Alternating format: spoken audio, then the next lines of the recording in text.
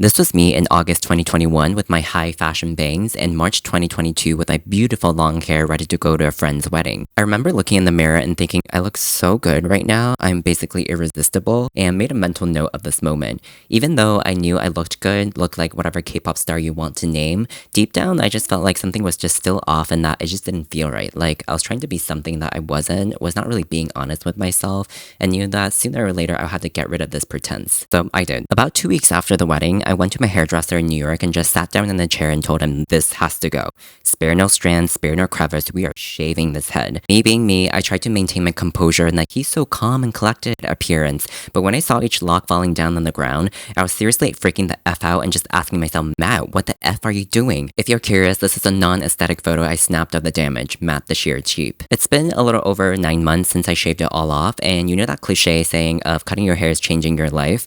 Well, my life did change, a lot did happen regardless of my hair, but reflecting back on the symbolic move, I realized that shaving my head was just the beginning of a series of letting go parts of my life that were actually blocking me from being happy. So this is my story of letting go, hair edition. If you're new to my channel, welcome friend. I talk about anything and everything with a mindful twist. Before I get into the infinite series of things I learned to let go, that's 1. Make it clear that I'm not balding, no genes are threatening me with a receding hairline, and 2. Rewind a little and go through a quick story of my hair. I was born in 1995 with no hair, duh, and in my early childhood days, I pretty much stuck with one haircut, the bowl cut, because that's what my mom knew best how to cut, and me being the ultimate mama's boy, I took a stance and said to the world, the bowl cut is the best thing ever in the world, as a way of saying, I love my mom dearly. I was called many things with a haircut. The most common ones are mushroom head, watermelon head, or bowling ball, the list goes on. You know how kids are. But honestly, none of that really got to me because my hair was such a sacred way of feeling close to my mom in many ways. And what other would just view as bullying, I honestly felt super unbothered by it all and kind of just took those mean comments as compliments. Now puberty hit and boy, the bowl cut became the bane of my existence. And this was around the time when my friend groups are also shifting between middle and high school and also me coming to terms with my sexuality. So I did what any teenager would do. I found the hottest celebrity I could think of and told my mom, listen, we gotta stop this bowl cut, let's try something new, or the quiff. Arguably, this is still one of the most common haircuts out there for cis men, but what my teenage self understood was that it was my path to becoming more social and even more popular. This era was probably the longest of all my hairstyles and lasted, I want to say, from early high school to junior year of college.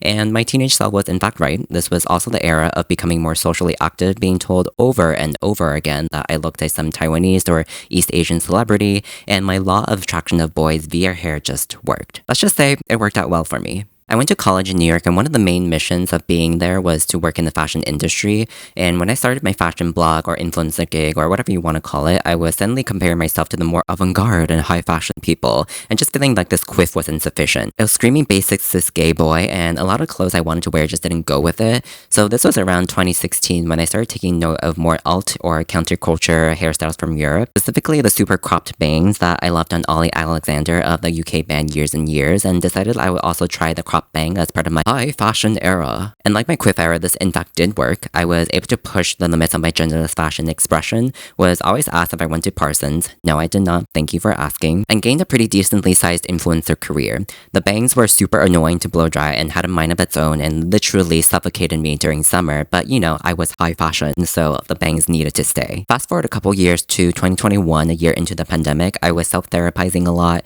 did a lot of homework on my own traumas, and started reading a lot of intro to Buddhism books and accidentally triggered my own spiritual awakening era. Basically the identity crisis of all identity crises possible, and also why I'm here on YouTube. And that was when I started to reevaluate my own self-concept and pay attention to my relationship on how I thought I needed to look a certain way to feel happy. And one of the main models I was trying to live by was go with the flow and bliss will be readily available to you.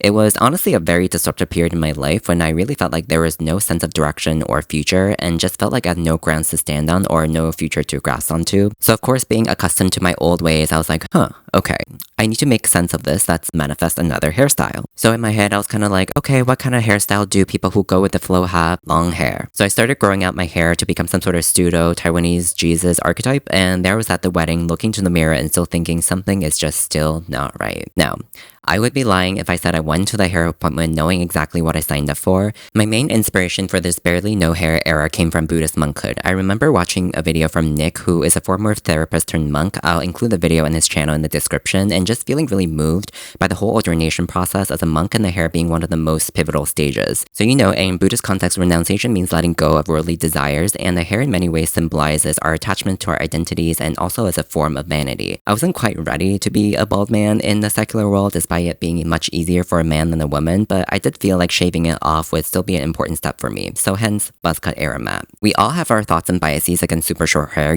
whether that's Britney Spears during her meltdown era or balding white men, but the underlying assumption of little to no hair is that people are not attractive. And we use all sorts of biological justifications of hair being a sign of vitality, and also live in a world where there are just so many ways to be marketed hair products that basically the message is loud and clear.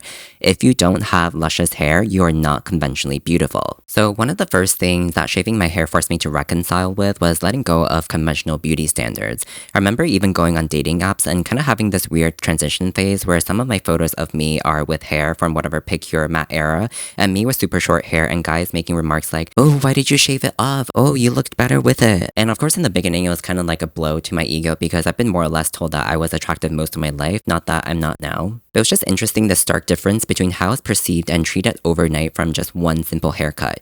And in many ways, our hair and the way we choose to style is one of the first way we conform to social beauty standards because it's one of the easiest parts of us that's also really modifiable. So most kids are not putting on makeup or getting cosmetics procedures when they're 10 or 14, but they can make changes to their hair to signal what kind of person they are in relation to social convention. And their hair is just that much more forgiving, so if you have a bad haircut, it'll always grow back. So for me, especially during the quiff era, it was really adhering to the cisgender look of what it means to be attractive as a male and kind of living up to that social responsibility of playing my part to look attractive and being rewarded for it. It was my way of saying I'm going to conform, not bring me the boys, and the reward of being a good boy, someone who doesn't really challenge beauty norms and therefore deserves all the love and praise in the world. And we have just internalized so much of what we think makes people beautiful that any modification we make to that challenges other people's comfort levels when they're around you. My buzz haircut in this case is not particularly insulting because it's not out of the ordinary for men, but especially for women when they have short hair or even partial sides of it shaved off, all of a sudden people view them as threatening or aggressive because they don't have beautiful, long, flowy, pretty hair. So for me, really letting go of beauty standards not only allowed me to break out of those conventions, but actually allowed me to see more forms of beauty in other people. It's funny because I would used to look at bald guys and just not have a single drop of attraction towards them because of my own biases, but now when I look at bald guys, I'm like, are they actually wiser than I think they are? Or / I just find them easily attractive. One of our friends always used to ask me, "Ooh, what's your type?" I would always be really uncomfortable with that question because people are just trying to solicit answers that are very superficial and based off the physical, so like how tall or what types of features, etc. And I always knew that was just not for me. So I would always focus on personality traits and just have that bleh kind of response to my PC-ness, but I still deep down had my own biases that I just didn't want to reveal. But when I let go of my own standards of my own beauty when I shaved my hair, suddenly the world of attractability expanded, and someone who in my eyes would have just been average suddenly became so hot because you're so kind, so compassionate, or whatever personality trait you want to name. Less discriminatory on the physical level, if you will. And I think part of that is just being able to see people for who they are and not carrying that biased beauty standard and making judgment calls based off their hairstyle or clothing choices. Most of us are so opinionated and so biased that we don't even realize we've already decided what kind of person someone is by their mere appearance, and hair is just that easiest signal we use to make our own conclusions. So letting go of my hair not only let go of my adherence to beauty conventions, but shifted the power back to me. I don't feel like I always need to be measured against some bar that I'll never hit because honestly, society always has more ways of selling you the idea that you're just not quite attracted enough yet, and allowed me to let go of needing to rely on external signals based off my hair to help others bucket me into some stereotype or archetype. Another thing that has been life-changing is how much less time I need to spend on caring for my hair. I mean, yes, I do technically need to get it buzzed more often, and I personally don't love going to barbershops, but another time, another story. But seriously, if you really don't want to think about your hair, buzzed or bald is the way to go. I used to spend so much time blow drying my bangs or my long hair to get it to look a certain way, otherwise my fragile little sense of identity becomes threatened.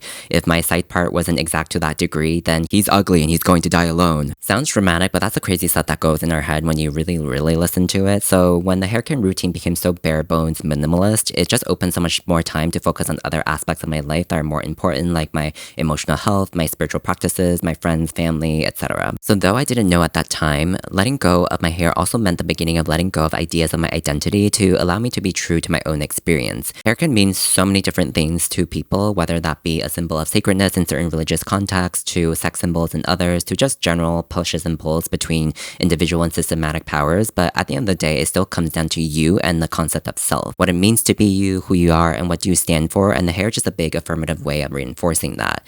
So my quiff was affirming that he's a conventional attractive cis man, my bangs affirming that he's so high fashion, and my long hair affirming that he's go with the flow vibe. In all shape or form, it was a form of creative expression to help solidify what I thought it meant to be me in a particular era, and being able to look into the mirror and saying, yes, that's exactly who I am because the evidence is right here. You could argue that it's the same with my short hair, but the shift really takes place in the lack of it, and therefore the dissolving of my own identity. If you're newer to spiritual practices, you might be like, why the heck would I want to let go of my identity? And in short, because our identities becomes one large limiting belief and really closes our world off only to identity affirming things. So I keep going back to the quiff because, that was just the most mindless mat ever. But during that time, I obviously had very strong opinions of what it meant to be conventionally acceptable to me because that was just the mindset I needed to affirm. So how that manifested would be me always talking trash about alternative or counterculture people or the quote unquote crazy spiritual people now that I'm kind of one of them. And not allowing myself to expand my life beyond my small, cis, and safe world. So those were the years that I struggled the most with my mental health, and to be honest, was actually unaware that I was actually struggling because the social convention at that point meant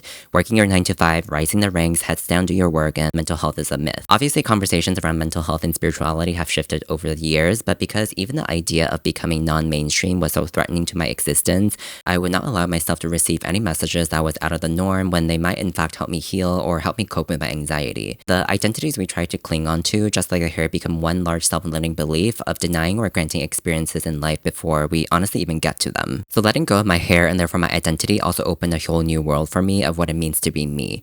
I'm not trying to affirm any of my self-concepts in the mirror because, well, look, there really is not much to cling on to. But what a lack of hair meant in my life really meant starting that blank canvas and letting myself be open to whatever comes my way and making the most out of it. Like actually going with the flow rather than thinking I needed to look like Jesus and have that pretend go with the flow look. So instead of having set eras that last from like 1 to 7, 8 years, my best friend always jokes with me now saying like, what era are you at these days? Because let me tell you, no day is ever the same and any new day could be a new era for me. It sounds a little crazy and mad chaotic, but it's been wonderful. I can go from super uplift enlightened era one week to super productive execution mode era the next week, and I treat them with all equal importance because they all have something to teach me.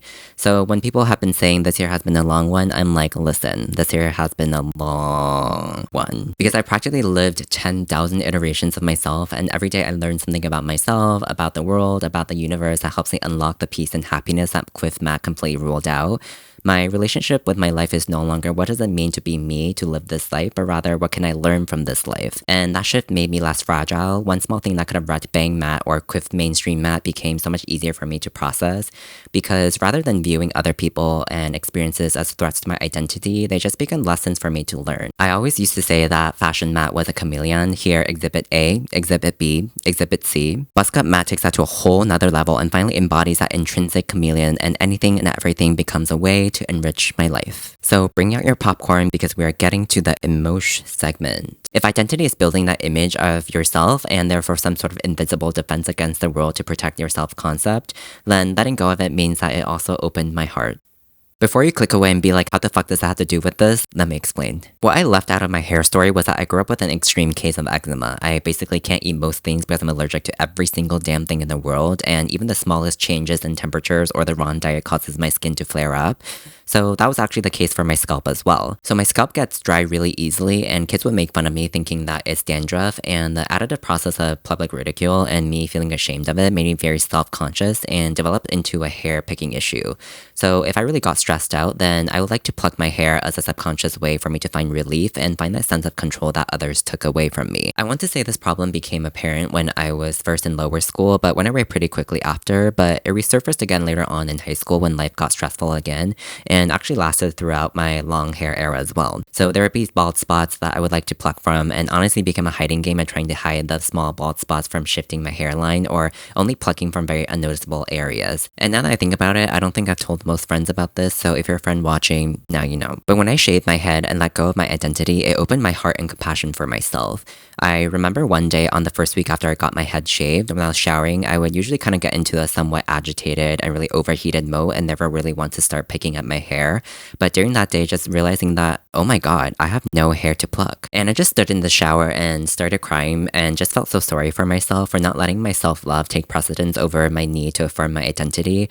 Like, my body knew all along to just get rid of the source of the problem and you won't have the problem, but yet because I was so stuck and needing to feel a certain way about myself, I was denying myself of that self-love. And it was just such a profound moment for me because that's when I realized that letting go of my identity guards meant letting in the love for myself and also being able to extend that love to others. Because I'm no longer just living about my head about my self-concept, I had more empathy and compassion for people and really just let life move me.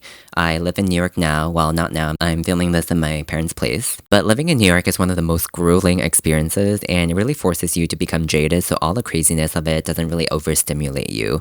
But it was the first time in my 9 to almost 10 years that I started seeing people for who they are and understand that really everyone is just trying their best. So yes, shaving my hair in some ways was self-love. But there's even more to that. Letting go of my defenses and guards also meant that I could also start receiving love from others. I've always been a pretty keep-to-self kid because I was shy and was also scared to be hurt, but part of it was actually because I was also scared of that love that I was actually craving. So I stuck in my little identity hut and kept love at a distance. And hair in so many ways is so sacred because it's one of the most intimate experiences you share with people you love in your life. So, you know, lovers stroking each other's hair or parents braiding a kid's hair, that type of gist. And as I mentioned in my story, that was my mom cutting my hair. And she actually cut it for 18 years until I moved to New York. And having a shaved head in many ways is not just about me, but also about her. My mom was diagnosed with stage 4 breast cancer when I was in 6th grade and had to receive chemo as part of her treatment. So she practically shaved her hair off a lot. And I vividly remember coming home one day and seeing her with a headscarf on and asking her to take out to show me what it really looked like. And she was just really hesitant because Exhibit A, Exhibit B, she always had beautiful long hair and she knew that I would really be shocked at what I saw, but I insisted and she said, okay, if you really want to. And I'll never forget the amount of shock I internalized in that moment, seeing my mom as a completely different person. I just remember that image I had of my beautiful mom shattering and seeing another version of her that was so vulnerable and so different, yet still so familiar. I could really feel how upset she was about it, but also felt like it was the first time that I really saw her for her. Not just mom, not just Monica, but the essence of her. And throughout my self-therapy and spiritual awakening, part of understanding my childhood and reconciling with it meant that I also went through my own waves of feeling betrayed and mad at my mom for not raising the way that I thought I needed to be raised.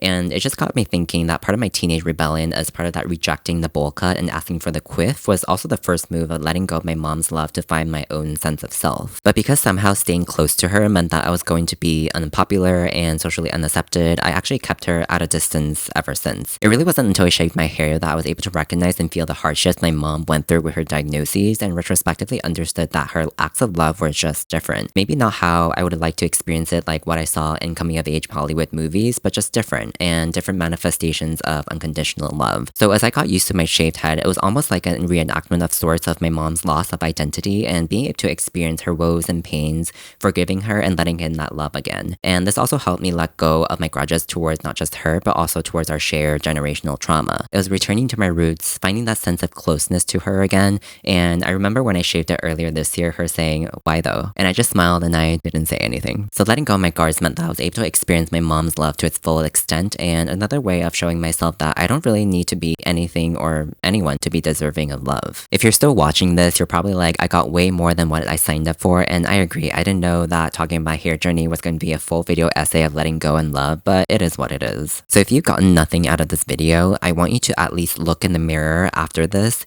look at your hair and think about why you have this hairstyle and what it symbolizes in terms of what it means to be you and how that translates to your ideas of happiness. I'll also include some journaling prompts in the description box below. It'll change your life, I promise. Alright friends, thank you for listening to my hair rant meets video essay meets mindfulness take. Please give your boy here a like and subscribe. It would mean the world to me as a tiny YouTuber. And until then, take care.